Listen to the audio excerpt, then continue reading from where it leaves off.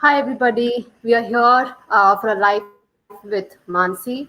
The topic is sleep and its impact on health and wellness. I would want to start with introducing Manssi here. Manssi is a certified canine nutritionist as well as a holistic wellness expert. She's also founder of Doggiliciouus and she is doing advanced canine behavior with Bharcs. A little bit about myself. I am a certified canine behavior consultant from Bharcs, and I'm the founder of Dog Promise. I have also worked with Manssi at Doggiliciouus, and so it's going to be a very interesting talk because I've heard her talk about all these things, and I would love to have this chat here on live. Hi, Manssi. Hi, how are you doing? I It's actually raining wanted to really heavily, I so wanted to I'm start scared this. about the internet. Sorry. Okay. No, I was about to go start the talk by asking, have you slept well last night? No, I have not. I have been Because I having think it was. roughly 3 hours of sleep for the last 5 days straight. Yeah. So are you like trying to do a practical bit also along with our lives so that it's not just theory and people can see what's happening with you on sleep deprivation? Right. So I'm really scared that I'm not going to be able to answer too many questions because I can't think properly right now. And that is kind of the point of this live. So yeah, maybe I'm just doing a live demo of what it feels like to be sleep deprived. Of course. Okay, so I think do we just start off and address the first and most basic question about sleep in dogs? How much dogs should sleep? How much sleep do they really need in the day? So dogs, obviously, different life stages will have different amounts of requirements, like we do as well. Our babies sleep the most, and so puppies tend to sleep anywhere between 20, 21 hours per 24 hours. So everything we're talking about is per 24 hours and not necessarily at a stretch. Adults healthy adults will come down to about 15, 16 hours a day. And if you have any kind of pain or illness or recovery happening, then it could go up to 18 or 19 hours per day. And senior dogs and geriatric dogs might go back to their puppy sleeping hours, closer to 19, 20 hours a day. So it really depends on your life stage and how much sleep you require and what's going on in your life at the moment. Like, I have a lot of stress in my life right now. I'm going to need more sleep. And if the stress is going to cause lack of sleep, then I need even more sleep. So it's a bit of a vicious cycle, really. Yeah. Right. Right. Yeah, I was about to get to that. That when you are stressed, you do need more sleep, but it's unlikely that you are able to sleep also, right? I think we will be addressing a little later. But I thought, just because you brought up the point of stress, obviously, you do need more sleep, but you're unable to sleep is also something that's going on in the body, Yeah. right? Yeah. Even if I tried to sleep right now, I don't think I could, because it's just, I've spiraled out of control. Yeah. I've never had so many sleepless nights in Right. the recent past, and my body is just spiraled out of control right now. So even if I tried, I won't sleep. Right. Correct. Correct. Okay.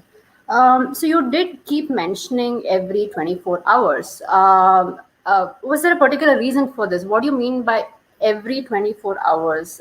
Because we don't normally talk about, we do need, this many number of hours every 24 hours. But, what did you mean by that? So the reason I say per 24 hours and not just per day is because when we talk about us and our sleep requirements, we're saying, 8 hours per day or 6 hours per day. And we are monophasic sleepers, which means we're going to sleep in one single phase most likely and just get our entire requirement of sleep and rest in a single phase. Yes, some people have naps and babies have naps a lot, but Correct. barring babies and geriatric people, everybody becomes monophasic sleepers for most of their life, unless sick. Again, our sleep patterns will change unless sick or recovering. So with dogs, they are Correct. anyway polyphasic sleepers.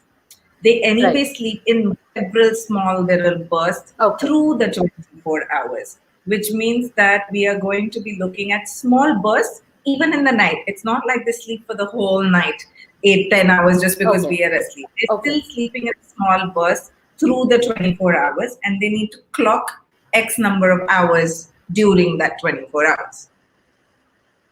Hi, Sammy. Right. Yeah. Sammy decided to do a cameo, which I don't think anybody has seen before. But yeah. So it's interesting that you mentioned that they do need small bursts of sleep. It's not like they get their entire 15 hours or 18 hours or 20 hours sleep at a stretch. That's quite interesting because it's not something that we tend to observe about our dogs. We probably do know intuitively because we see them sleep many times through the day. We also tend to say that they're probably lazy because they're sleeping through the day, or we probably say that they're very lethargic, not energetic because they're sleeping through the day. But this is quite insightful because they are meant to sleep, in multiple bursts, right? Small naps through the day, Yes. right? Yeah. And a lot of Right. Okay. times, So one for of the clarification, they are sleeping 14, 15, 18, 20 hours, whatever is required, spanned over the day. over the day and through the night, right? So it is over the full 24-hour Correct. Right. period. And we cannot Right. assume a Right. full 8 hour, 9 hour sleep in the nighttime because they just don't sleep like that. They don't sleep for 6 to 8 hours at a stretch. Correct. Right. Okay. So we all would have observed this, right? Like our dogs tend to, change the sleep spaces and then pick a different location. And then, suddenly you come and see your dog is sleeping in a very different location than the previous time, right? So that's quite, I think we know it intuitively that they do tend to sleep like this, but I don't think we have paid too much attention, which actually brings me to my next question as to, is there a way that, a dog parent could actually figure out how much is their dog sleeping or what are their sleeping habits like? Is there a way to figure out how many hours they are sleeping? Yeah, so you could do a sleep study on your dog. It's basic, simple observation.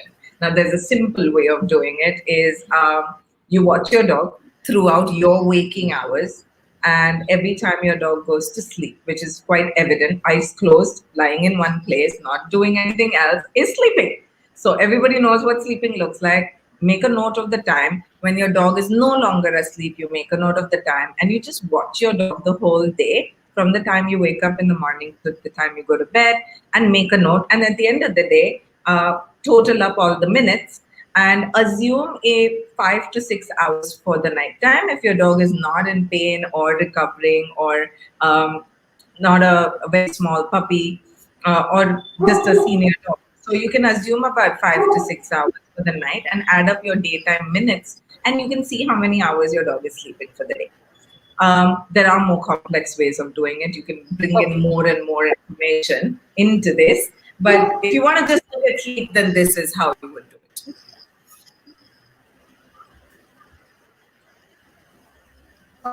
Okay. Okay.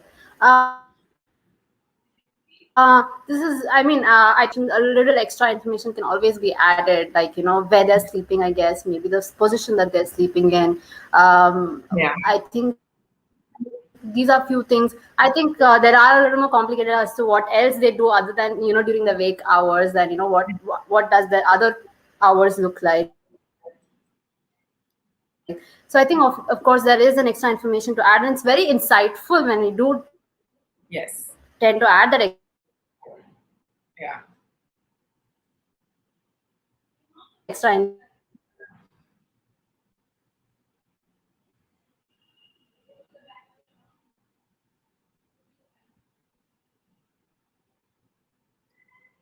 I don't know if your internet's got cut. Insights we would get doing a journal or a study, I think it's, can you hear me I, now? Do you want me to I, repeat? yeah, I don't think you were stuck a lot. I don't think we heard you. Okay.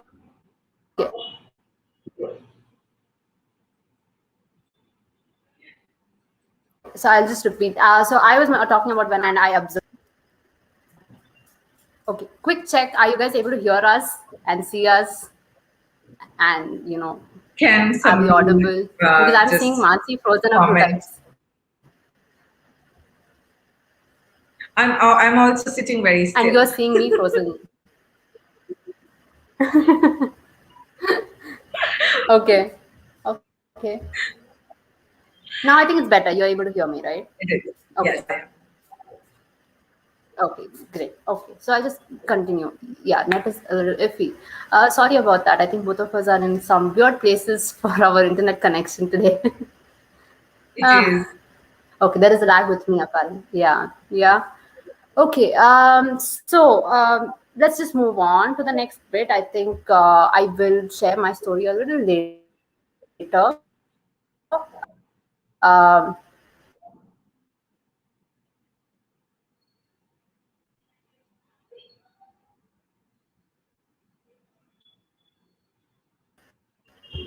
Okay, sleeping habits like so much about sleep. Why is that important? Why are we talking about sleep at all, really, is rest and restore, repair and restore happens during sleep.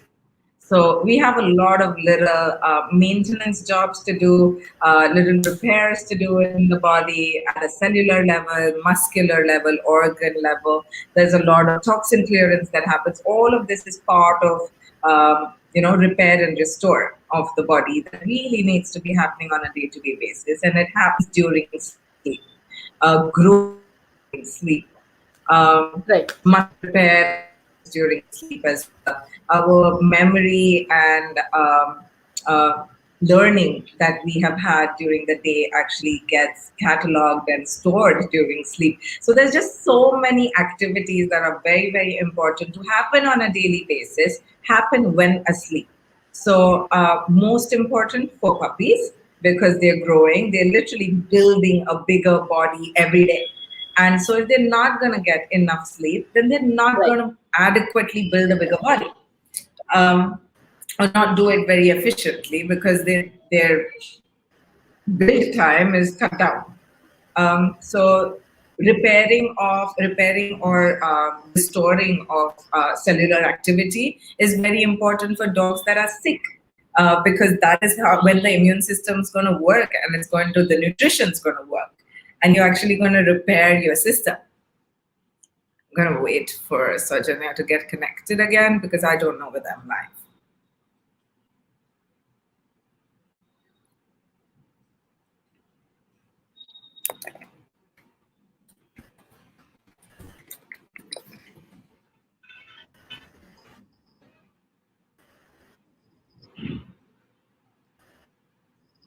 Hi, you're back.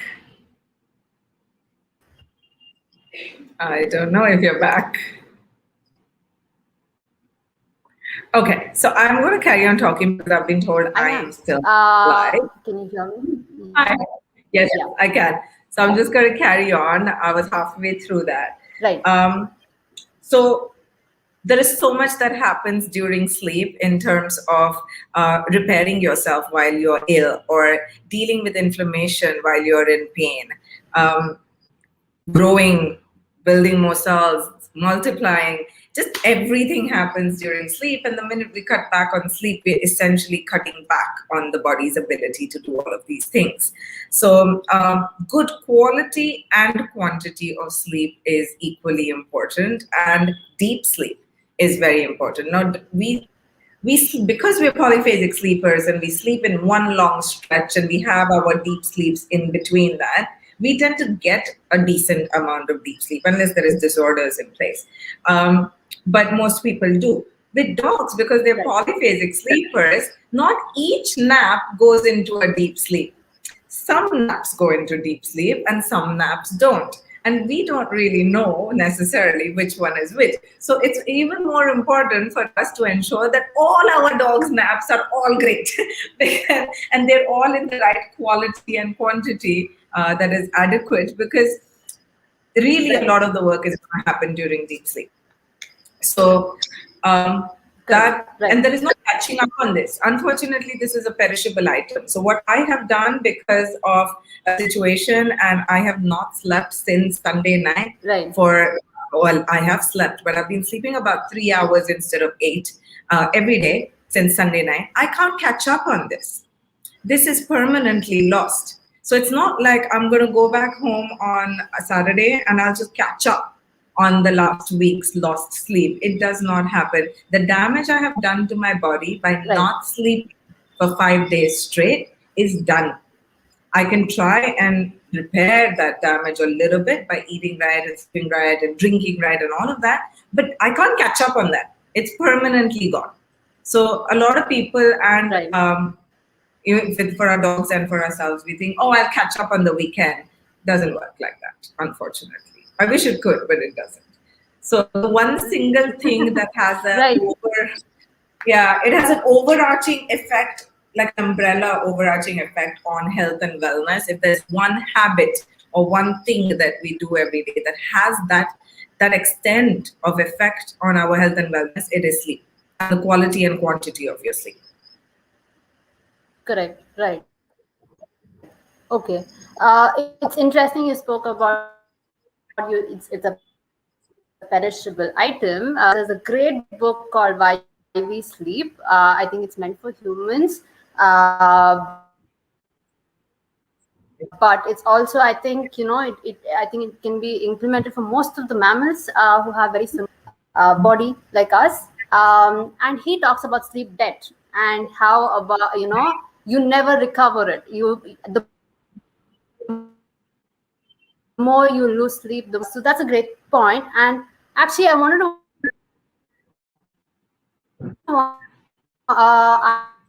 ask you, it's a thing that I think. Yes. Does a dog sleeping position really indicate something or tell us something? I think this could be a part of sleeping habits. Do you want to take this up? Sleeping habits, I think this is more your domain. So if you want to take it up, I'm more than happy to let you, because this would, yeah, if you want to take it, just go ahead and take it if you think it's interesting.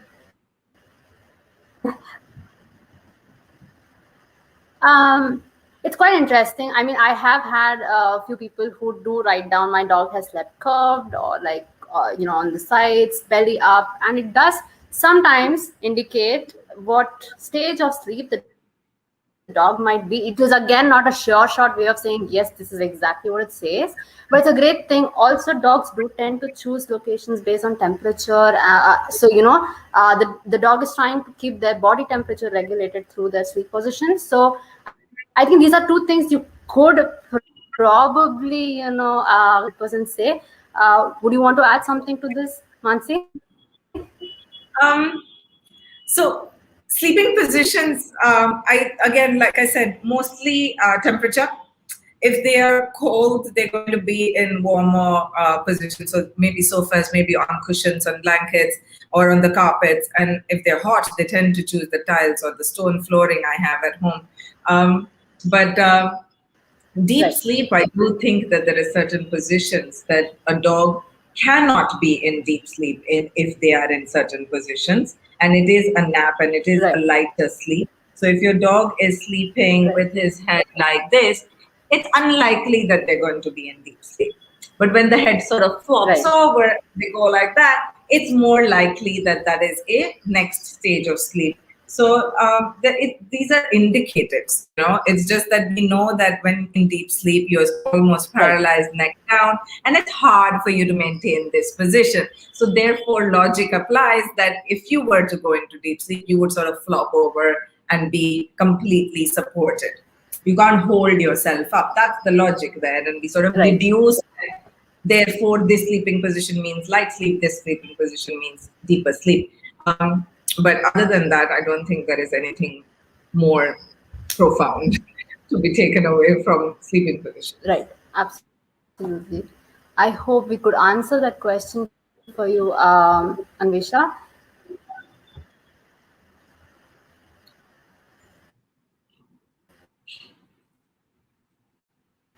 ask you, or actually, I wanted you to share the story about Jamie and our experience with Jamie and how we realized sleep was quite the driving factor in what we were seeing with him. Would you want to tell the story, or do you want me to say it? I'll tell the story. My internet seems to be better than yours. Yeah, Sorry. yeah, definitely, yeah. So we had this office dog, puppy, really 3 months old or 2 months old, called Jamie. And obviously, we are, Doggiliciouus at the office. We are a kitchen and we make dog food. So we obviously had to name him after Jamie Oliver. Although some people thought we were naming him after Jamie from Outlander, but whatever.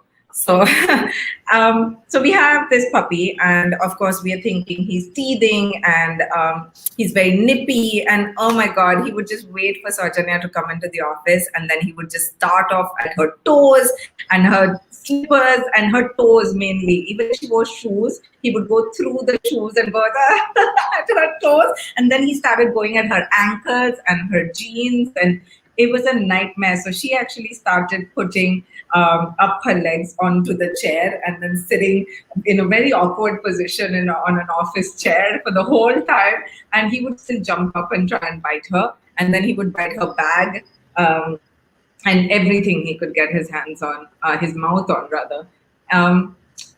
So we kept going back to our mentor, and we kept asking. We're going. This is we are giving him bones. He had raw meaty bones. He's well fed, and we're giving him a lot of different things to chew on and all of that. So sniffing, chewing, everything is happening. What is going on with this puppy? What can we do? And one day, so we had two other office dogs as well outside, adults who were very "I don't like you" kind of thing, yuppie, puppy. They wouldn't accept him. And one day, suddenly, he figured out how to play cute puppy and not bite them and just get accepted by them by going up on the belly and going, "Oh, I'm so cute, I'm a puppy, don't hurt me," because those dogs were growling at him all the time. So he made friends with these two adult male dogs who were outside our office. And then suddenly we realized that Jamie is disappearing. He would come, he would eat his food in the morning, he would eat his bone, and then he would just go off with these dogs. We're like, where is he going? Where is he going? And then 2 days later, we suddenly realized he has stopped biting. He had just stopped biting us. And we were breaking our brains going, what happened? Like, who switched that switch off?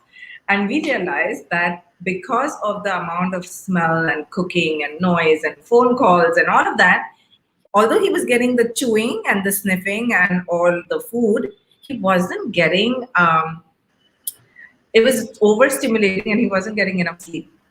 And so the irritation was building up because of lack of sleep rather than anything. And puppies need a lot of sleep, a lot of sleep. And because it was an office environment, we weren't paying attention to how much sleep he was getting.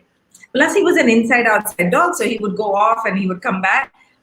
So we followed him one day and we found that he was going off to the terrace upstairs with the other two dogs. And he was nicely taking snoozes in the terrace in the sun. And he was sleeping for hours. And the minute he started sleeping a little better, sleeping more adequately, he stopped biting Saujanya, which she was very, very happy about.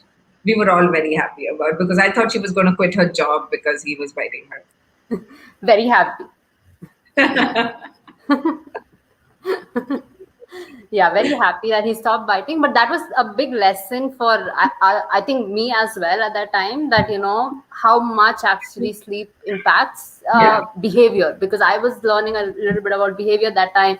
And it kind of like opened doors about how important that is, right? And I think this is a great story to lead us to the next question that I have for you is, what really is the impact of sleep deprivation in dogs? We did see one of them, which is behavioral impact.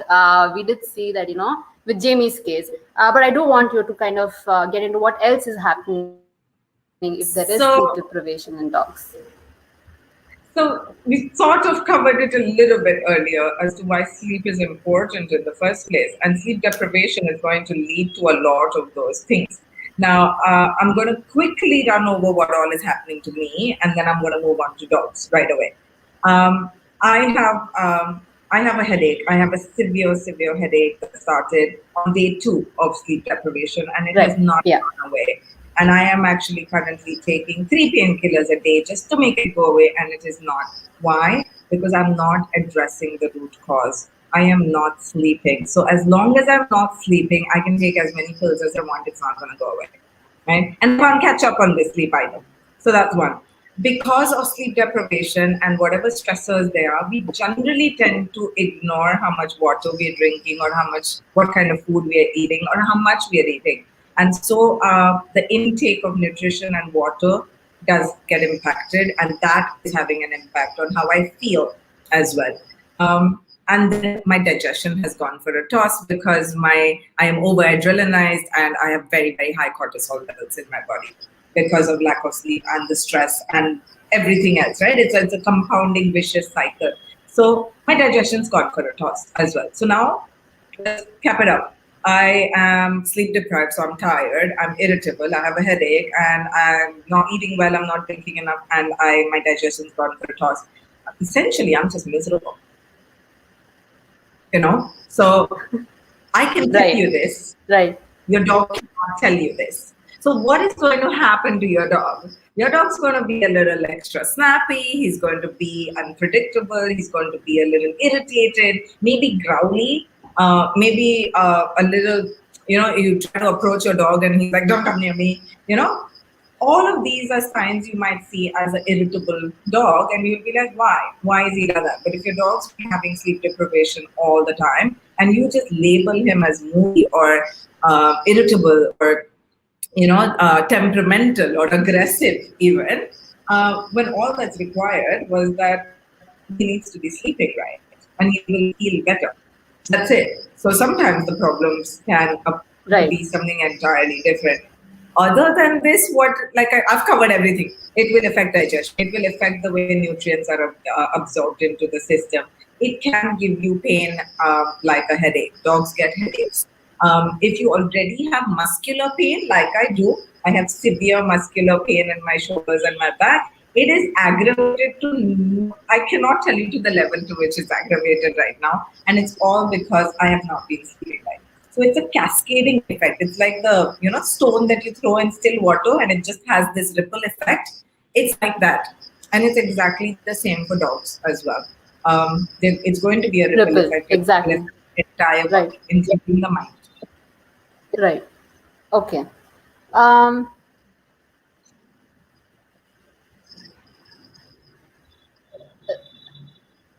Right. Okay.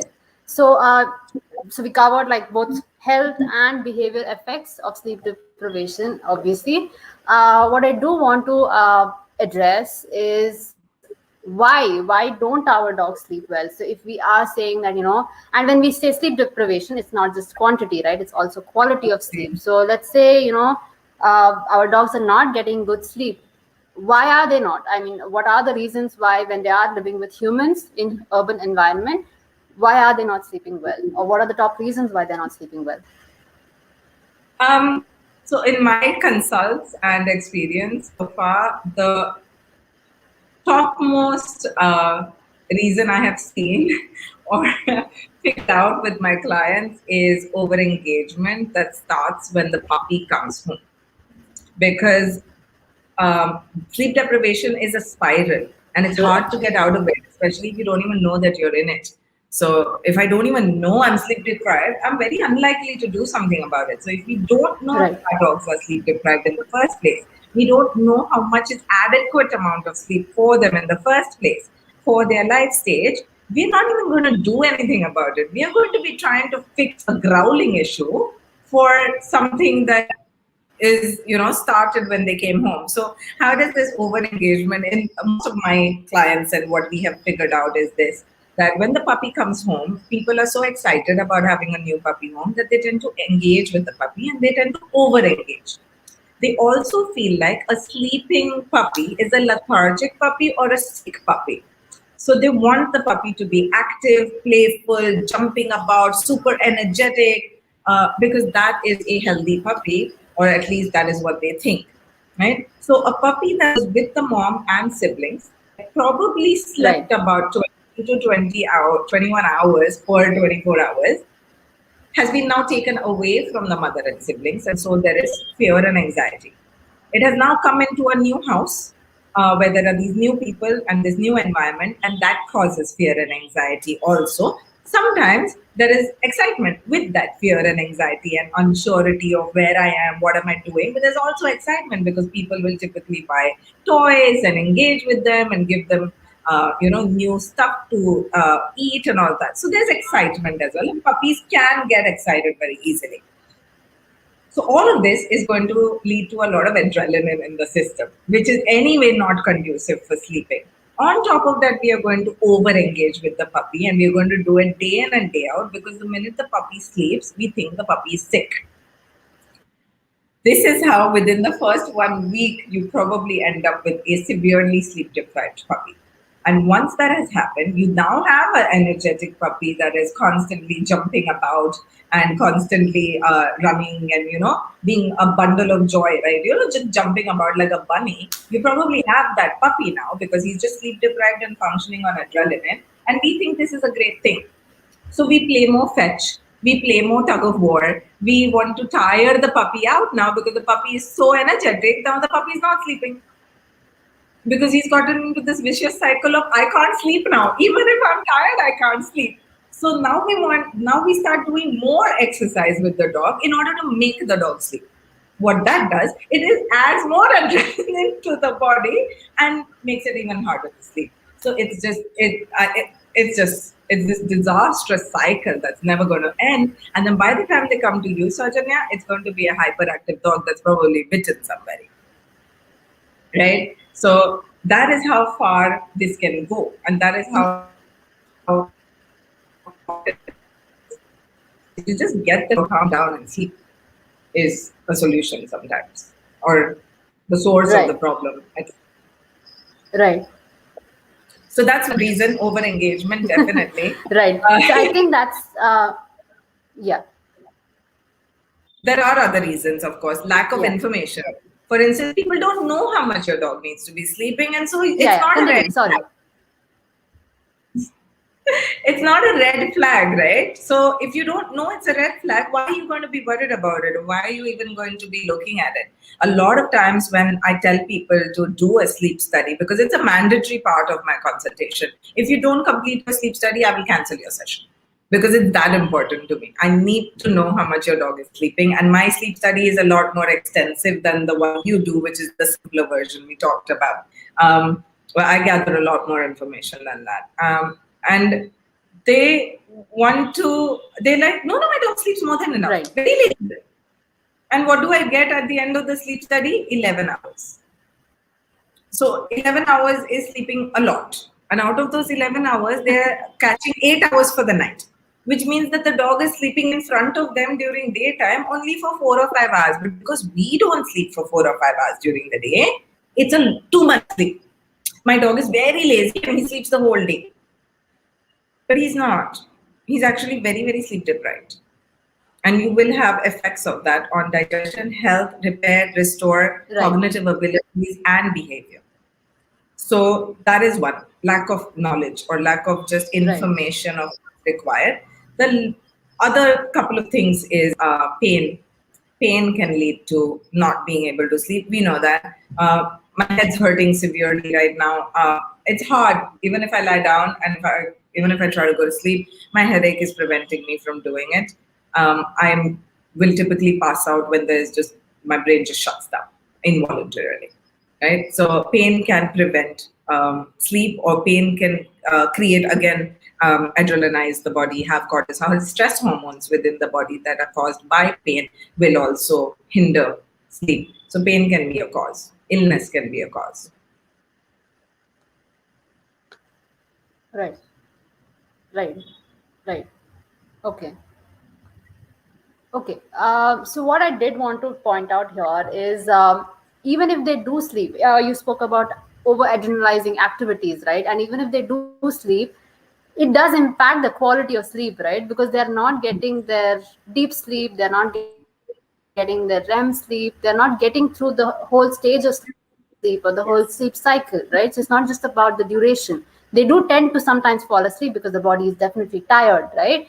That's what I But just said. it's My just body, that, my they brain will, probably are not getting yeah, the quality of sleep. So that still counts as sleep deprivation, right? it does. That's something Because that, that's what I was saying just now, that my brain will just switch exactly, off and yes, just out of sheer exhaustion, and I will fall asleep tonight as well. I'm hoping it will be earlier than 3 a.m., but I don't know. My head's hurting, my stomach's not feeling right, I'm feeling right. very, very tired, body is hurting. I may not fall asleep just because of that, and when I do, it's going to be out of sheer exhaustion because my brain will shut off. That's not quality sleep. That's me passing out. Right, That's like saying, right. passing Yep. out is equivalent to great sleep.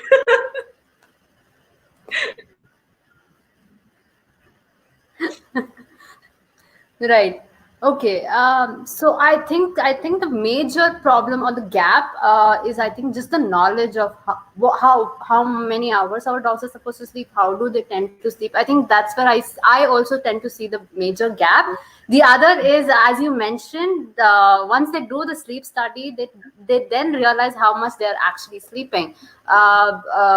Which is quite less than what they're supposed to be sleeping. Those are, I think, the two biggest, I think, the gaps I feel, and why our dogs don't tend to sleep well. So there is one question here by Suchi. I'll just take that up and see if that, yes. So does food increase or decrease sleep quality and have an effect on? Okay, I think she means to say that based on the food intake, does it have an effect on sleep quantity and sleep quality? Um, yes, if I you're think you would be under, the right person to take this. I think it is aimed at me. Um, I know why Suchi's asking this. So yes, if you're underfed and if you're hungry, it's hard to go to bed on a empty tummy, right? So if you or if you not necessarily underfed, but let's say you're used to eating X amount of food and you ate less today, and you are feeling hungry, it is hard to go to sleep feeling hungry. Increase in food, if adequately done in an adequate manner, could give you the feeling of satiety, and that could actually induce sleep or encourage it. Overfeeding can also have the effect like underfeeding can, where it Right. is uncomfortable, a feeling in your stomach, and so that could make you. We've all overeaten, maybe at weddings or at some occasions. We've overeaten and sort of sat there holding our stomach, going, "Oh, it hurts! I shouldn't have done that." I'm sure the dogs feel exactly the same thing. So yes, there is a relationship between Right. how your stomach or your gut feels and the biochemistry that it creates in your blood and its relationship with sleep. There is definitely a connect there. So um, I hope that is the question that she was asking. Does food increase Right. or decrease affect sleep? Yes, it would. Yeah. Right. Okay. So we have spoken about the whole theory of why it's important. What are the sleeping habits like? How much do they need to sleep? We've spoken about all of this, but I think the biggest takeaway would be, how do you get them to sleep? Let's say now I know my dogs need to sleep this many a number of hours. I've done my sleep study. I know what are the effects of sleep deprivation. But now I want my dog to sleep as much as they need to sleep. How do you get that happening at home? I just want to. I was just looking down at my notes and I realized there's a couple of things that I completely missed out on, and I do want. It's on the same topic as the question you still have up on the screen, so I just want to address that. Is that um, any kind of Sure. hyper games, any kind of hyperactivity is going to have its effects on sleep. It is going to not be conducive for sleep. So things like playing excessive fetch, tug of war, and stuff like that is going to again over adrenalize the body and actually have a lot of stress hormones. It could lead to injury and pain. So over these hyper fast moving games like running and frisbees or throwing ball and things like, especially if we whether we do it outside or not, it would have a similar effect. But especially when we do it in our slippery floors indoors. And right now with COVID, a lot of people are trying to get their dogs to exercise indoors. So that would actually Right. cause injury, and that injury is going to cause pain. And you can just see how adrenaline anyway is not conducive for sleep because it's a hyper hormone. It also leads to cortisol in the body, which is not conducive for sleep because it's a stress hormone. And then if you hurt yourself during this hyper pain, you're going to have pain, which is not conducive for sleep because, well, when you're in pain, it's hard to sleep. All of this is going to affect sleep. Over exercising the body, fatigue is actually not conducive for sleep. Fatigue is very conducive for passing out, but fatigue is not conducive for sleep. So you really need to be aware of, are you passing your dog out by over exercising them, or are you actually doing things with your dog that is encouraging good quality and quantity of sleep, right? Um, that literally, that's the difference. It's good sleep or pass out. So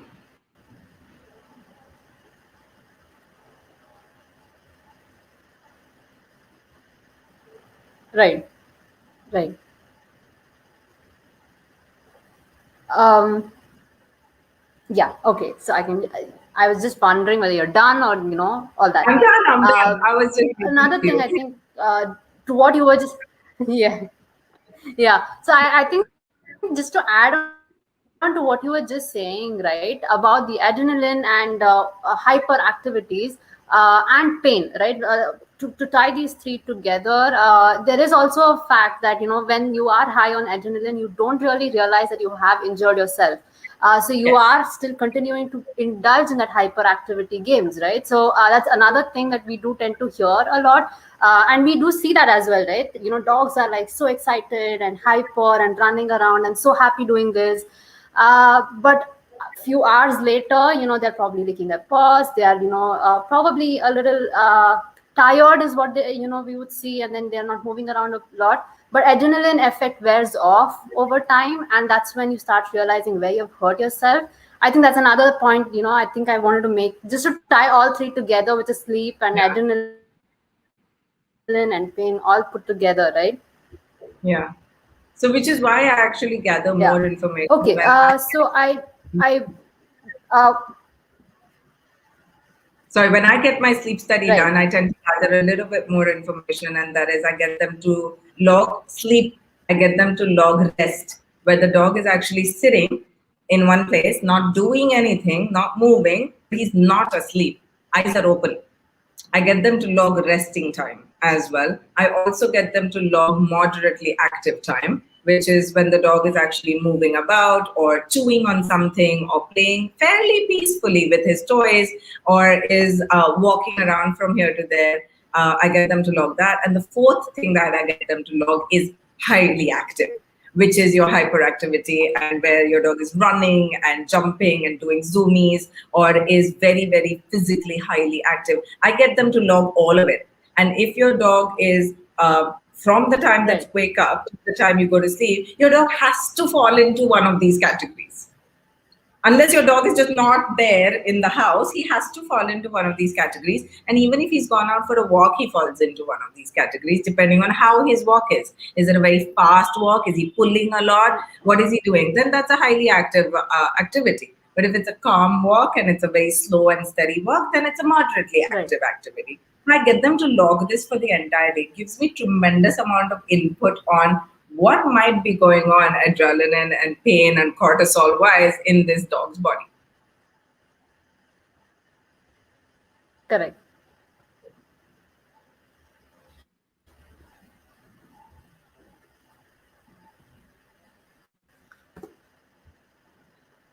Yeah. Back on, I guess. Okay. So just to, I think wrap things up on the topic, uh, the final, obviously the most important take dog sleep. What can they do at home that can improve their dog sleep?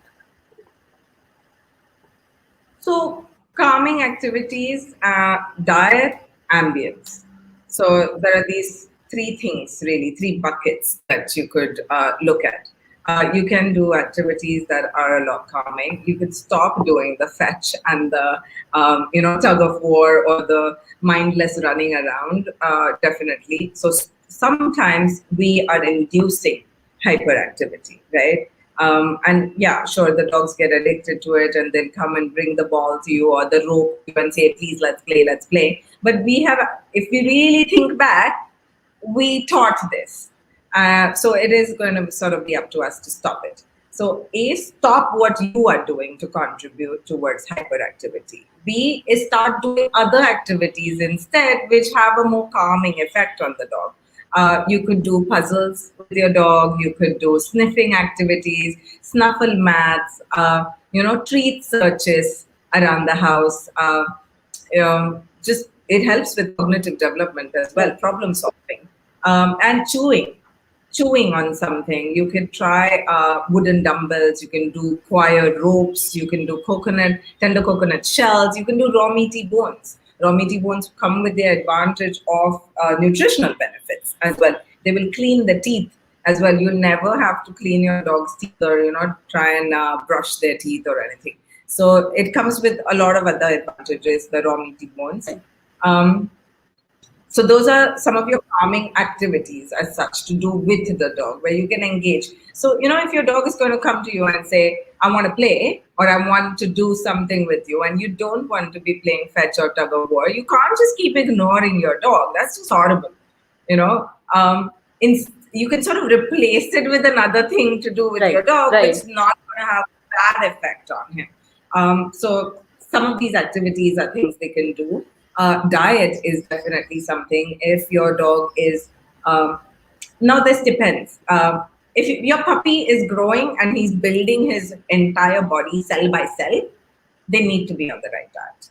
They need to be given the raw material, which is nutrition, in order to build a good body. Right. So diet for puppies is different, and it's for different reasons that it needs to be in place.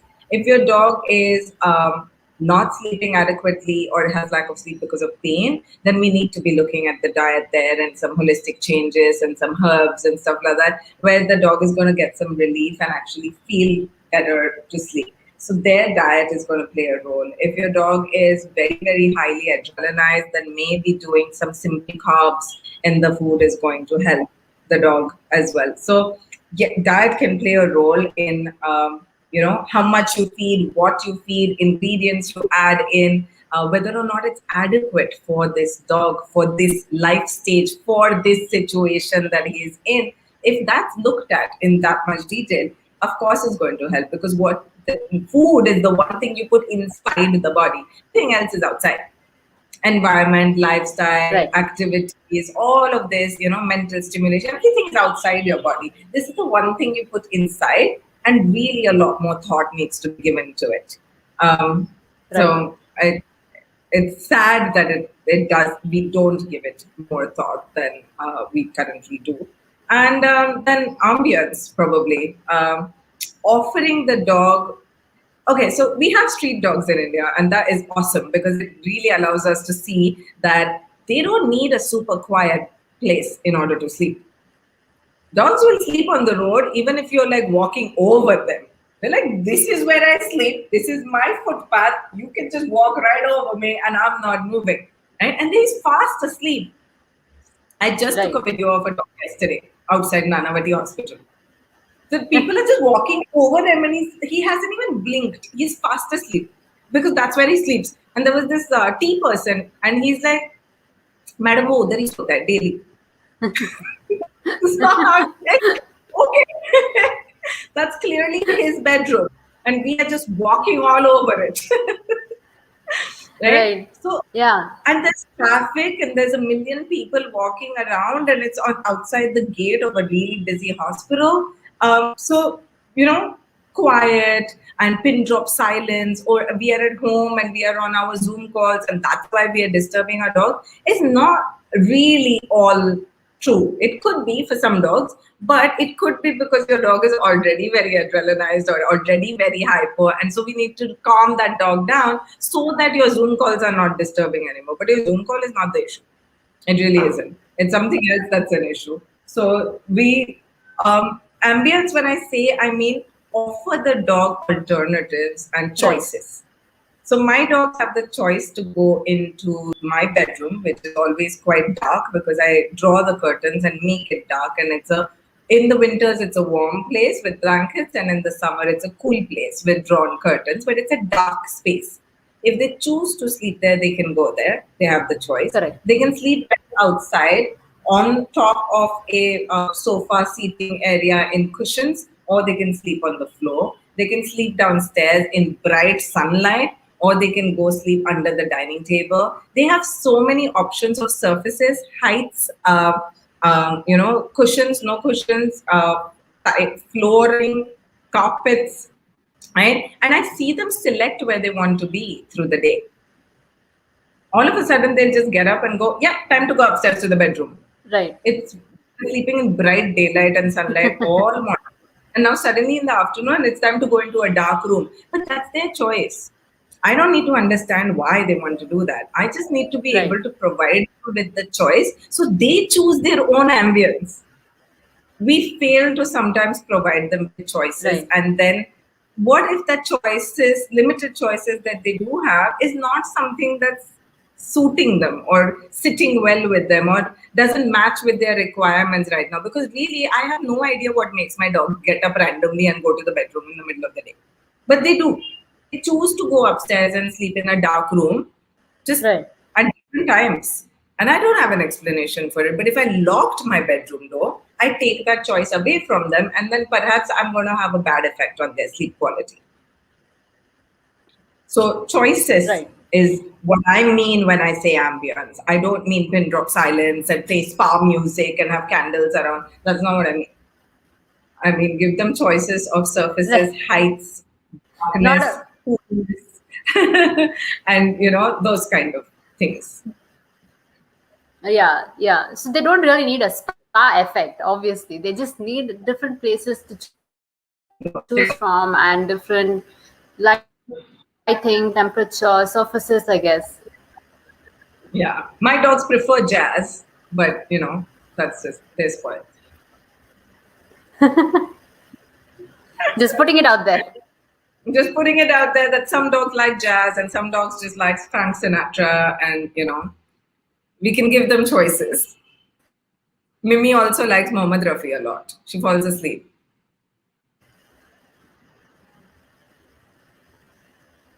Okay. So yeah. So I was just like I was just like summarizing what you were saying, which is basically calming activities for your dogs. Another thing would be don't wake up a sleeping dog, I guess. Which is what yes, how can I forget that? Spoke about how we tend to over-engage our dogs, right?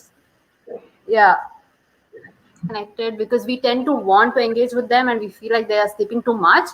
The moment I think we realize they don't need to be engaged that much, or they do need to be sleeping that many number of hours, we can take a step back and not wake up a sleeping dog, or not just to engage with them, or play with them or whatever. And another thing with waking up a sleeping dog is you are interrupting it in between the sleep cycle, and they are not going to go back to sleep where they stopped.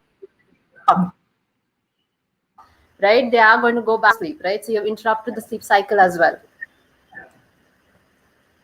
Yes.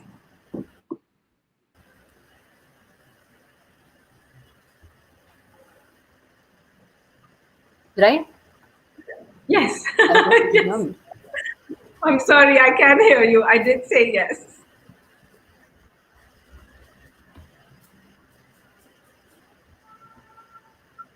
Okay. So I think we have a few great tips of how to get our dogs to sleep more. I think there was just one more question, and maybe we can take it up. Which is which is, why do dogs bark in their sleep, and do they dream? I think they do dream because they do have REM stage. They do dream. We don't know what they dream of, obviously. It's like asking me what I dreamt of this morning. I can't answer that question. But I think barking is part of vocalization that happens, like humans talk in their sleep, or they mumble. I think barking or making Right. other sounds is part of that. It's part of sleep talking. And they do make a lot of other sounds. My one of my dogs actually Right. whines, and she runs. She's like in her sleep. So I don't know. Maybe she's dreaming of Right. running. This is Right. just a reflex action, and she doesn't bark very often, but she makes other noises definitely. And if you feel like it's very disturbing, or your dog is having a horrible time experiencing whatever they are, like if we witnessed a human having a nightmare and we thought this is really scary stuff, we would probably gently wake them up or whatever. I've done that to Mimi once or twice where I felt like, oh my God, what's going on in her head looks scary to her. I have gently just sort of, um, stroked her on Right. her back, and where she slowly sort of come out of it and she's opened her eyes, she looked at me and she's gone back to sleep because I haven't engaged with her. I was just letting her know somebody is there. And yeah, sometimes they look like nightmares, sometimes they look like they're having Right. fun in their dreams. So I'm quite sure they do dream. Have you seen that with Right. your And I dogs? think that's a great, you spoke about, yeah. So they do whine. So Zoe, who doesn't do anything during the day, starts having low growls in the night, and I'm like, why? Did you change as a dog in the, when you're sleeping, and when you go into your dream sleep? Like, why the low growls and the, that scary barks in your dream, which never comes out when you're awake?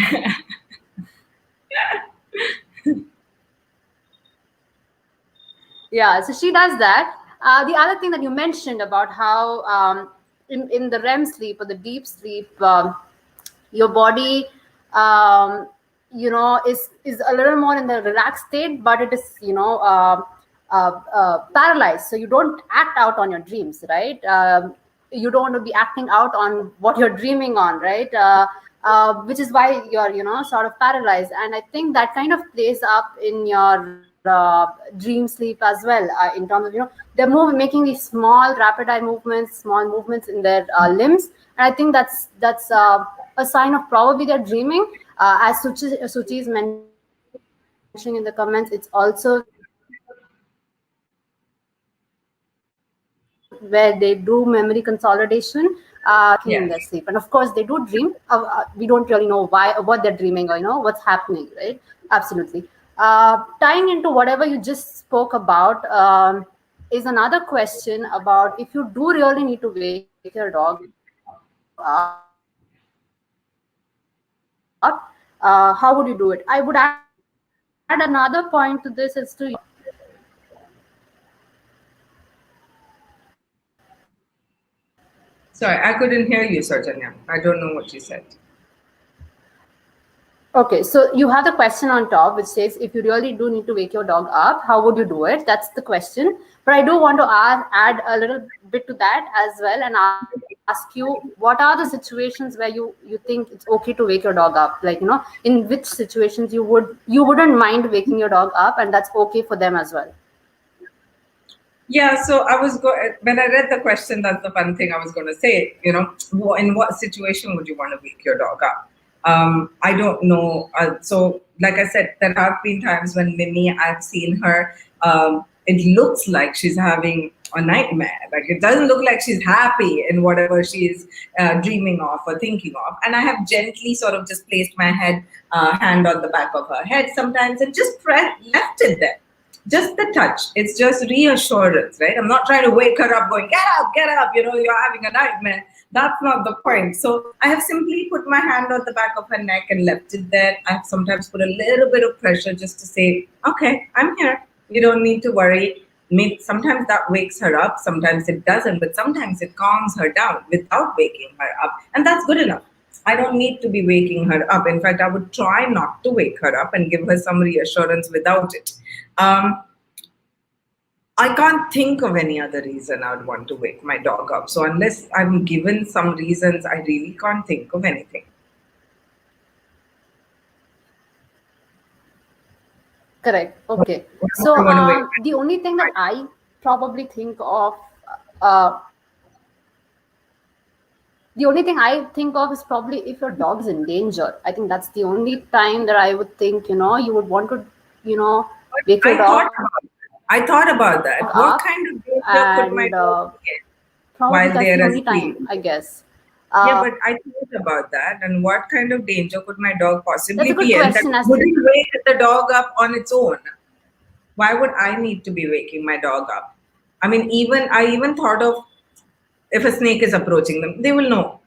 Um, Drowning, they can't drown without waking up. What could possibly be happening for which I would need to wake my dog up? I can't right, think of anything other yeah. than So I when remember we when she was having had this what I conversation perceived as a nightmare. So about I'm not even saying she was having a nightmare. It's something like, I perceived to be a unhappy experience from my perception is when I thought reassurance was required. And so I touched her very gently. I do so. I touch her very gently in order to offer reassurance. And if that wakes her up, it does so very gently. And if not, then sometimes she doesn't wake up and continues to sleep, but calms down considerably. I can't think of right, anything else. right, yeah. I was about to say what Suchi just added is that the only time a dog would be in danger when they're sleeping is probably a street dog. Not likely to see dog at home being in danger where it's life threatening, but you could see street dogs, and that's the only time I think we would probably wake the dog up. Let's say late in the night, there's a two-wheeler passing by, or there are cars passing by, and the street dog is sleeping in the center of the road. I think that's probably one of the places where you would wake the dog up. But at home, I'm not really sure I'm if you would ever feel the I need. think that, But as you said, yeah, if you do feel the need for it, I took it as a question for pet yeah, dogs, but for street dogs, I can see how you might have a need to do it. And then you could just probably just make a noise or say, you would have to get their attention if you have sound that you make, or you can clap or something and get their attention. Once you have their attention, you can sort of ask them to move away from whatever danger they're in. But other than that, I really can't think of why we would do that. We have a saying also, let correct, sleeping dogs right, lie. okay. I So think I it came think from if you here. do have, yeah. So I think, sorry, I said we I was also have a hearing you. saying that is very age-old saying let sleeping dogs lie. I think it's there for a reason.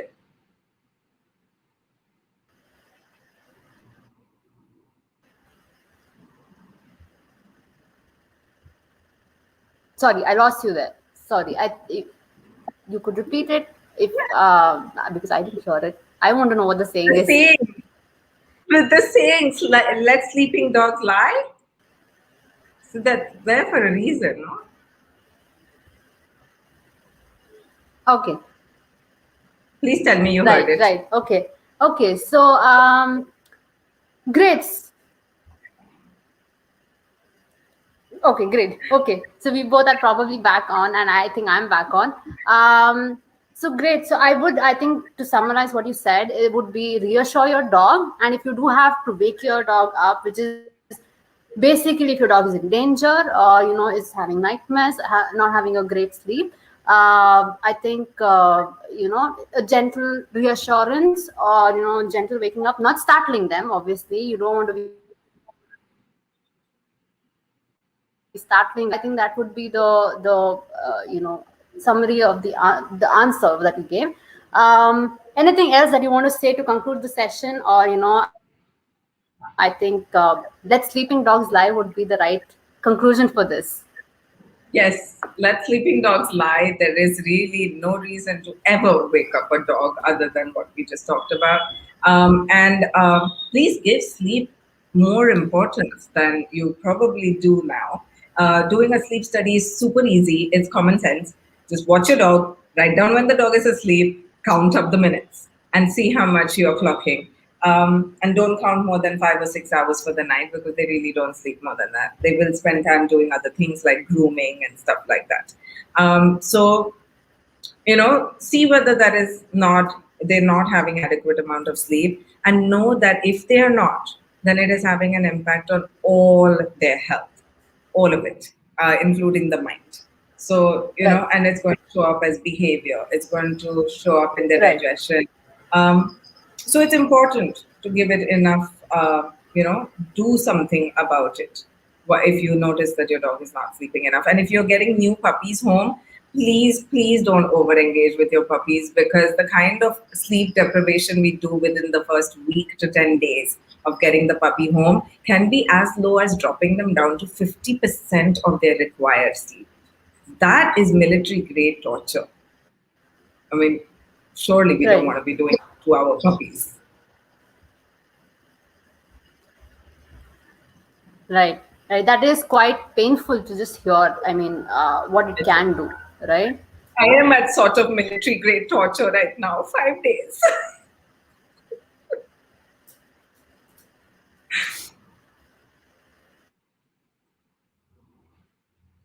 Are you there? Yeah. Yeah. So I think that would be the biggest, and just let them sleep. Yes. Yes. I'm definitely there.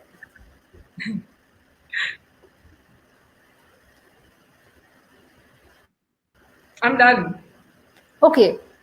So thank you, Man. Yeah. Yeah. Thank you, Mansi, and thank you everybody for asking great questions. A great informative session. Really enjoyed it. Thank you so much, everybody. Thank you. Bye. Bye, Mansi.